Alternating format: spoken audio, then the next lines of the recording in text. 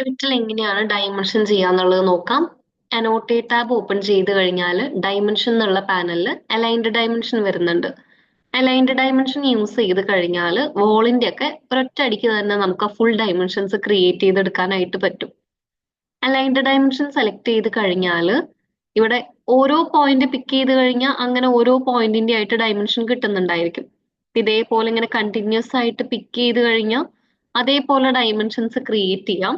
അതല്ലെങ്കിൽ ഒരു വോളിന്റെ full dimension ആയിട്ടാണ് വേണ്ടത് എന്നുണ്ടെങ്കിൽ ഈ പിക്ക് ഇൻഡിവിജ്വൽ റെഫറൻസ് മാറ്റി എൻറ്റയർ വോൾ ആക്കിയിട്ട് ഓപ്ഷൻസ് ക്ലിക്ക് ചെയ്ത് കഴിഞ്ഞാൽ ഓപ്ഷൻസ് ഒന്നും ടിക്ക് ചെയ്തിട്ടില്ല എന്നുണ്ടെങ്കിൽ ഒരു വോള് ക്ലിക്ക് ചെയ്താൽ ആ വോളിന്റെ മാത്രം ഡൈമെൻഷൻ ആയിരിക്കും വരുന്നുണ്ടായിരിക്കുക.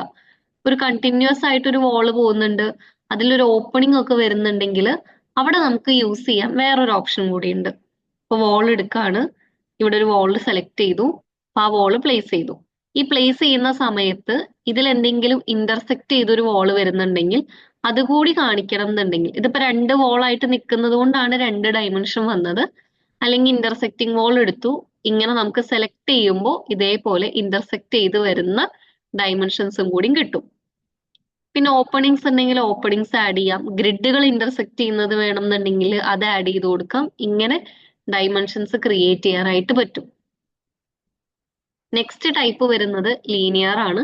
ലീനിയർ ആണെന്നുണ്ടെങ്കിലും ഹൊറിസോണ്ടൽ ആയിട്ട് അല്ലെങ്കിൽ വെർട്ടിക്കൽ ആയിട്ടുള്ള ഡിസ്റ്റൻസ് മെഷർ ചെയ്യാനായിട്ട് ലീനിയർ യൂസ് ചെയ്യാം.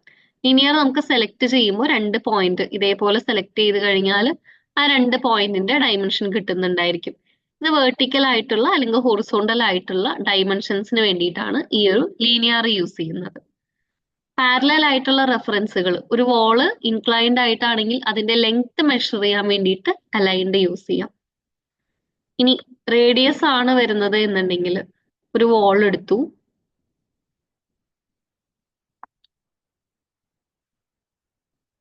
ഇതുപോലൊരു സർക്കുലർ ഷേപ്പിൽ വരുന്ന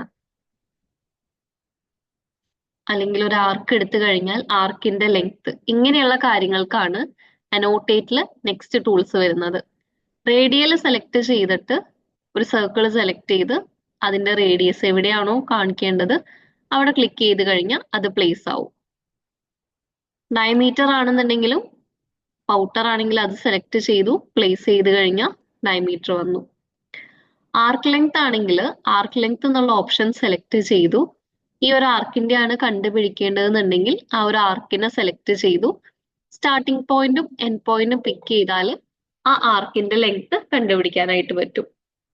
ഇങ്ങനെയാണ് ആർക്ക് ലെങ്ത് വരുന്നത്. ഇത്ര ടൈപ്പാണ് ആദ്യം ഡൈമെൻഷനിൽ വരുന്നത്. പിന്നെ ആംഗുലർ ആണെന്നുണ്ടെങ്കിലും രണ്ട് പോയിന്റ് എടുത്തു കഴിഞ്ഞാൽ ആ രണ്ട് പോയിന്റ് തമ്മിലുള്ള ആംഗിൾ മെഷർ ചെയ്യാനായിട്ട് പറ്റും. ഇതാണ് ആദ്യത്തെ ടൈപ്പ് ഓഫ് ഡൈമെൻഷൻസ് വരുന്നത്. പിന്നെ spot elevation, spot coordinate, spot slope. Coordinates ആണ് മെഷർ ചെയ്യേണ്ടതെന്നുണ്ടെങ്കിൽ ഈ സ്പോട്ട് കോർഡിനേറ്റ് സെലക്ട് ചെയ്തു ഏതെങ്കിലും ഒരു പോയിന്റ് സെലക്ട് ചെയ്താൽ അവിടുത്തെ കോർഡിനേറ്റ്സ് ഇതേപോലെ കാണിക്കാനായിട്ട് പറ്റും. ഒരു പോയിന്റിൽ എലിവേഷൻ ആണ് കാണിക്കേണ്ടതെന്നുണ്ടെങ്കിൽ ഒരു പോയിന്റ് സെലക്ട് ചെയ്ത് ഇതേപോലെ എലിവേഷനും ആഡ് ചെയ്യാനായിട്ട് പറ്റും.